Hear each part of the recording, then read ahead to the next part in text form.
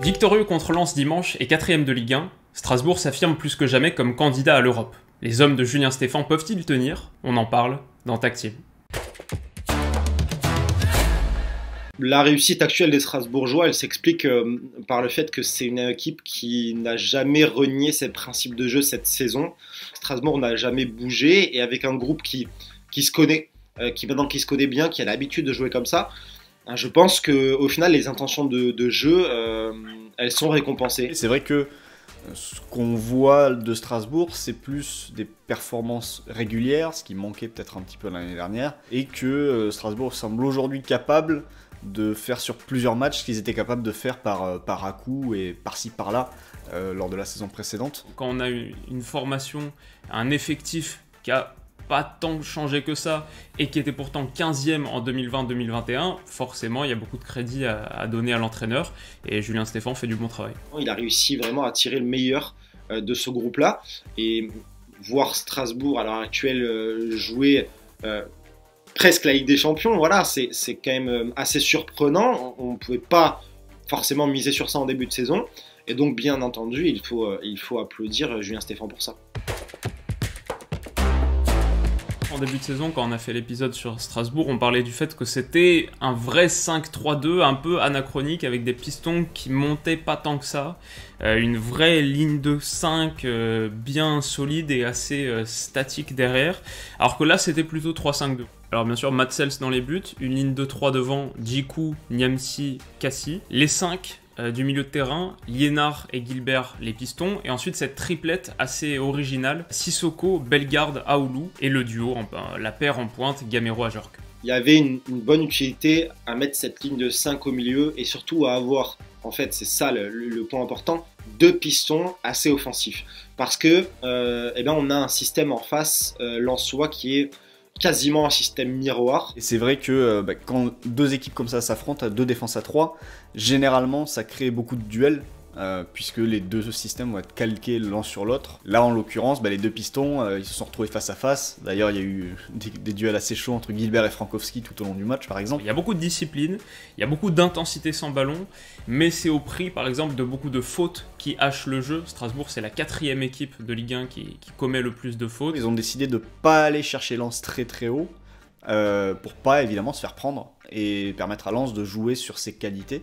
Donc ils ont, je pense, opté pour un bloc un peu plus médian, un peu plus prudent. Un jeu où on se projette vite, de manière verticale, on va essayer de réaliser des attaques placées, on va essayer de trouver Ajorc qui va venir fixer, qui va venir conserver le ballon pour laisser monter le bloc, notamment les pistons. On transmet sur une aile, on essaie d'avoir un centre. Le circuit type un peu de Strasbourg qu'on a vu contre Lens, c'est par exemple un ballon long de Djikou à destination d'Ajorc qui saute totalement le milieu de terrain et Ajorc remise sur Gamero. Et là, Strasbourg exploite à peu près toutes ses qualités, se protège déjà beaucoup et utilise le jeu de déviation d'Ajorc qu'ils ont cherché 15, 20, 25 fois sur cette partie, comme à chaque match, et ça marche plutôt bien.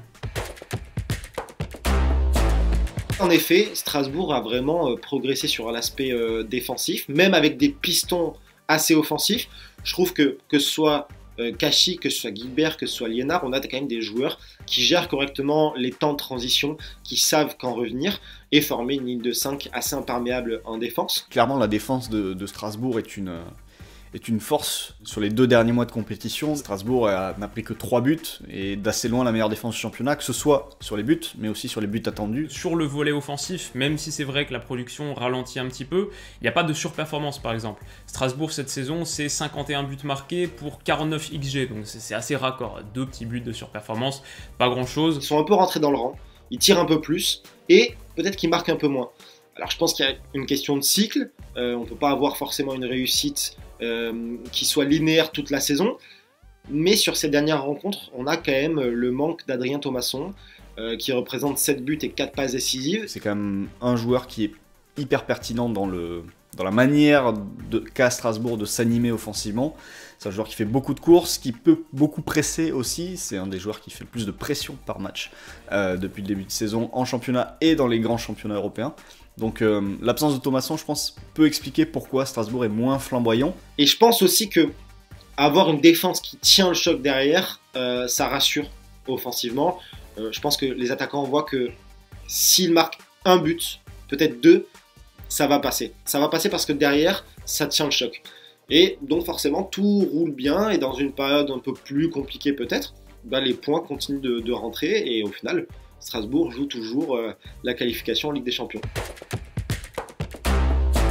Forcément, le pari de cette saison, il est déjà relevé. On a une équipe qui se bat pour la Ligue des Champions à une poignée de journées de la fin, et qui a de grandes chances de finir européen, et qui en plus a gagné pas mal d'admirateurs. Aujourd'hui, sur un match, je pense pas que Strasbourg ait à avoir peur de quiconque en Ligue 1. Ils ont des joueurs qui marchent bien, ils comprennent parfaitement ce qu'ils doivent faire sur le terrain, et ils ont en plus une certaine capacité à s'adapter. Ils savent un peu tout faire en fait. Sur les 8 dernières journées, ils ont un calendrier assez dantesque, surtout à domicile. Sur les 3 prochains matchs à domicile, ils reçoivent Lyon, Rennes, puis le Paris Saint-Germain.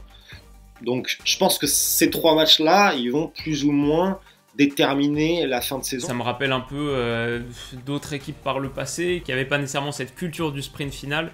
Et si à la fin de saison, tu ressors sans qualif européenne, tu auras beau avoir bien performé par rapport à la saison dernière, il y aura beaucoup de regrets aussi de ne pas avoir capitalisé sur ce qui peut être une des meilleures saisons de l'histoire du club.